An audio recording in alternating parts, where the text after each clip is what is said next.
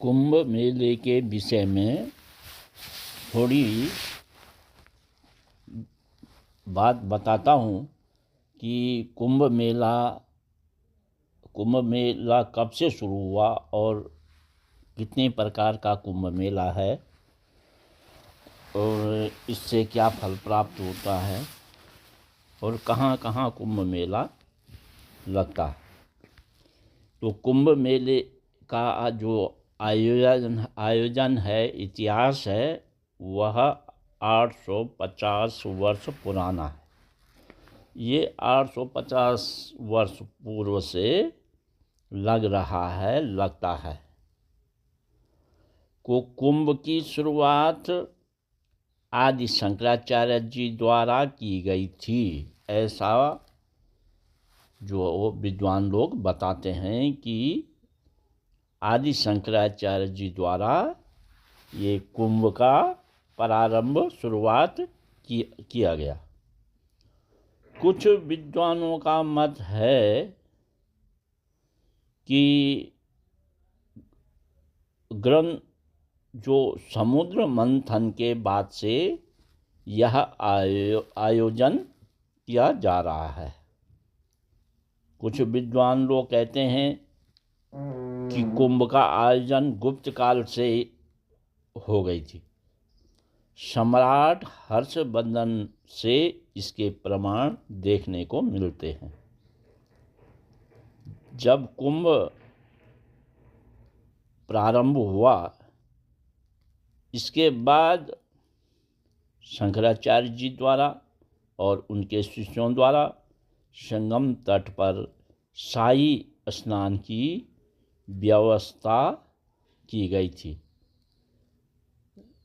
जो ये प्रयागराज में कुंभ या हरिद्वार में कुंभ होता है, कुंभ का आयोजन, कुंभ मेला पर्व उत्सव का आयोजन होता है, तो यह जब गुरु ग्रह बृहस्पति ग्रह वृषभ राशि में और सूर्य मकर राशि में मकर सूर्य राशि चली जाती है, सूर्य होता है, तब प्रयागराज में कुंभ मेला आयोजित होता है। कुंभ मेला का पर्व उत्सव मनाया जाता है। तो कुंभ के विषय में और भी कहानियाँ जुड़ी हुई हैं कि यह समुद्र मंथन से यह कुंभ मेला जुड़ा हुआ है। पौराणिक मान्यता है कि समुद्र मंथन जब हुआ तो उसमें से अमृत कलश जो निकला, तो देवताओं और राक्षसों के बीच इसे पाने के लिए 12 दिन तक युद्ध चलता रहा। युद्ध हुआ तो इस दौरान अमृत की कुछ बूंदें धरती पर 4 जगहों पर गिरी और ये 4 बूंदें कहाँ कहाँ गिरी? ये प्रयागराज में, हरिद्वार में, उज्जैन और नासिक में। तो इन 4 जगहों पर ही कुंभ मेले का आयोजन किया जाता है, आयोजन होता है। तो ये बताया हमने कि शाही स्नान की व्यवस्था जो है शंकराचार्य और उनके शिष्यों के द्वारा किया गया। तो शाही स्नान में क्या होता है कि सबसे पहले नागा लोग स्नान करने के लिए संगम में नदी तट पर जाते हैं। उसके बाद साधु संत आम आदमी अन्य लोग स्नान करते हैं। तो कुंभ के विषय में बताते हैं कि कुंभ जो है सबसे पहले 6 साल में जो कुंभ होता है वह अर्धकुंभ होता है। 6 वर्षों में लगता है अर्धकुंभ आयोजित किया जाता है। अर्धकुंभ अर्धकुंभ जो है, जो 2 पूर्ण कुंभ हैं तो उनके बीच में 6 साल में आयोजित किया जाता है। अर्धकुंभ पर्व जो है हरिद्वार और प्रयागराज में ही होता है, वहीं आयोजित किया जाता है, वहीं यह मेला लगता है अर्धकुंभ, हरिद्वार और प्रयागराज में। अर्धकुंभ के बाद कुंभ, यानी पूर्ण कुंभ भी कहते हैं इसको, कुंभ भी कहते हैं पूर्ण कुंभ। तो पूर्ण कुंभ का आयोजन प्रत्येक 12 वर्षों में किया जाता है। यह 4 पवित्र स्थानों में आयोजित किया जाता है। तो ये सबसे पहले जो उत्तराखंड के हरिद्वार में पूर्ण कुंभ गंगा नदी के तट पर आयोजित किया जाता है।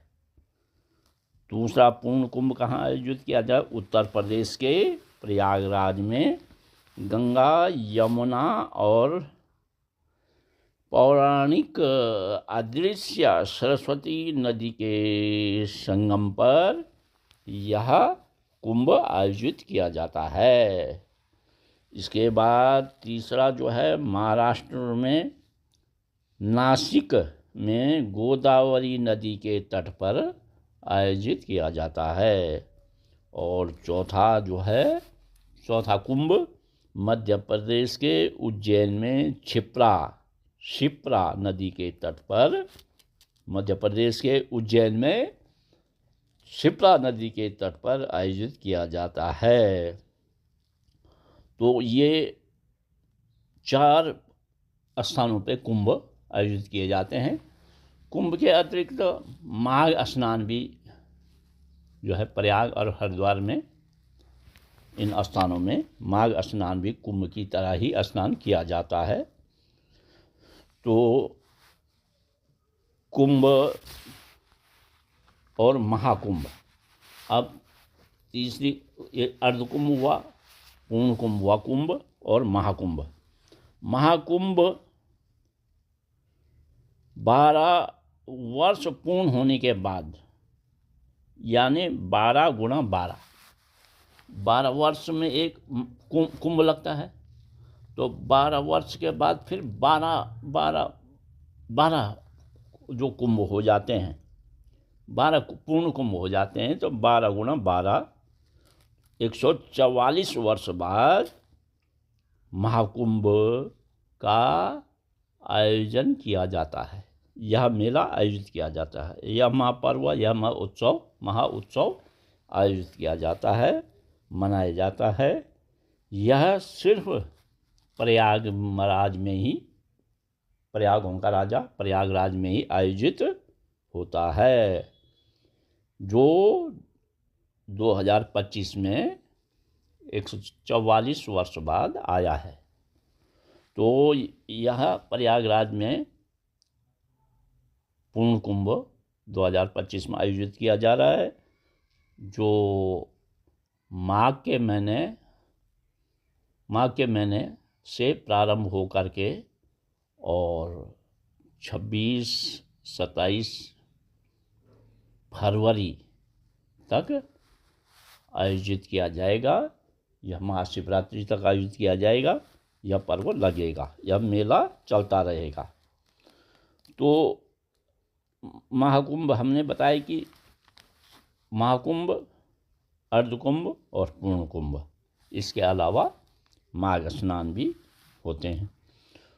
तो हमने बताया कि भाई समुद्र मंथन में जो है, मंथन की कहानी से जुड़ा हुआ, और 12 दिन तक युद्ध चला देवताओं और राक्षसों में, और हरिद्वार, उज्जैन, नासिक, प्रयागराज में इनकी जो बूंदें गिरी, उसके उपलक्ष्य में यह मेला आयोजित किया जाता है।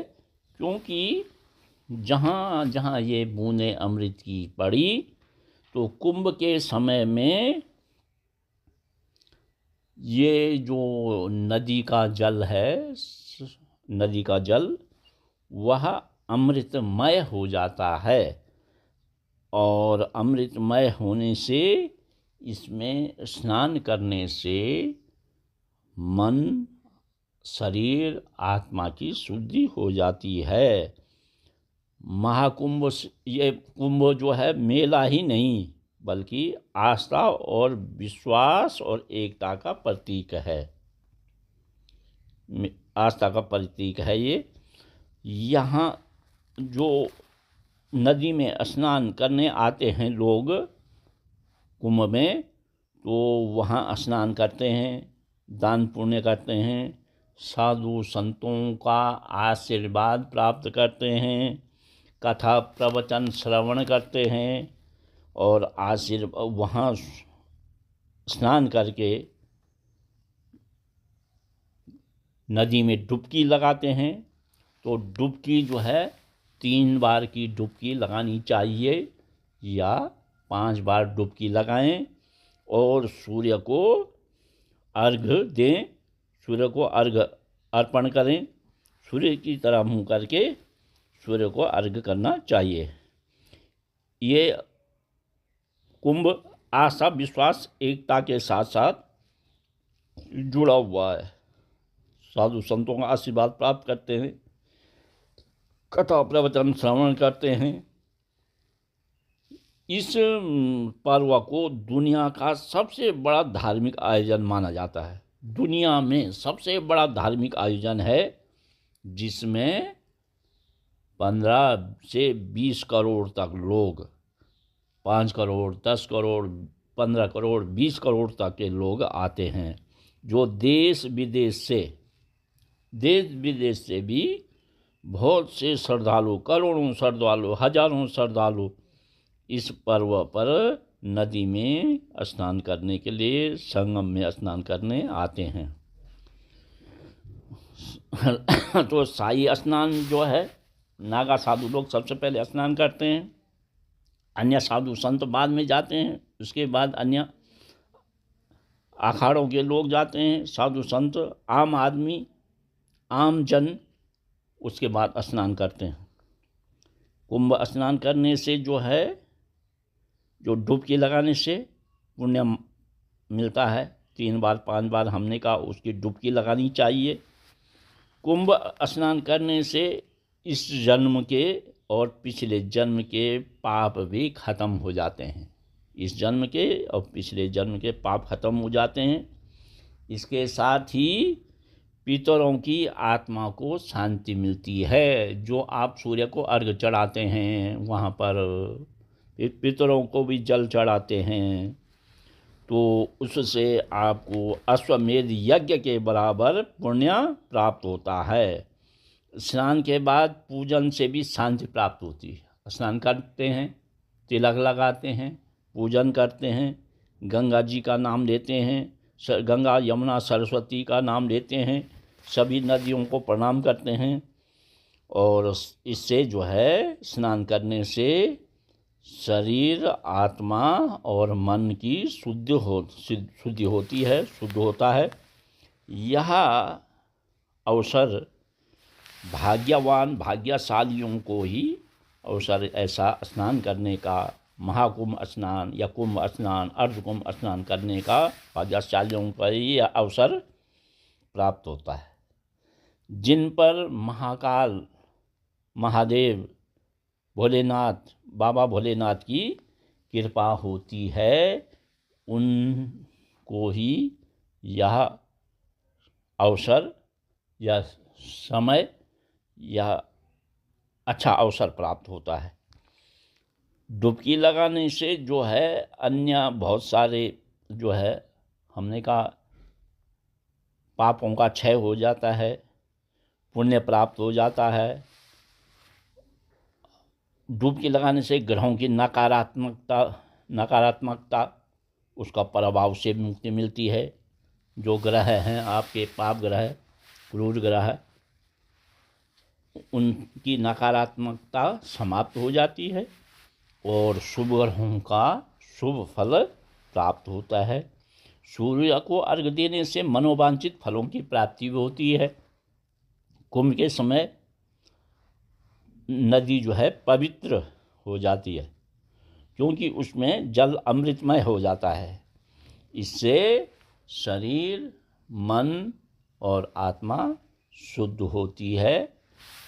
तो ये कुंभ के विषय में, अगर कोई कुंभ में अगर नहीं पहुंच पाता है, आर्थिक स्थिति या पारिवारिक परिस्थिति के कारण नहीं जा पाता है, तो उसे उन लोगों के द्वारा जो इलाहाबाद, प्रयागराज या कहीं भी कुंभ में गए हैं, ये जा रहे हैं या गए थे, वापस आ गए हैं और गंगा जल लेके आए हुए हैं, नदी का जल लेके आए हुए हैं, अमृतमय जल लेके आए हैं, तो उससे आचमन कर सकते हैं, उससे अभिषेक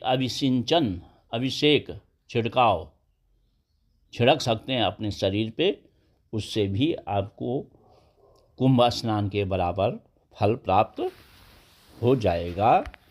धन्यवाद।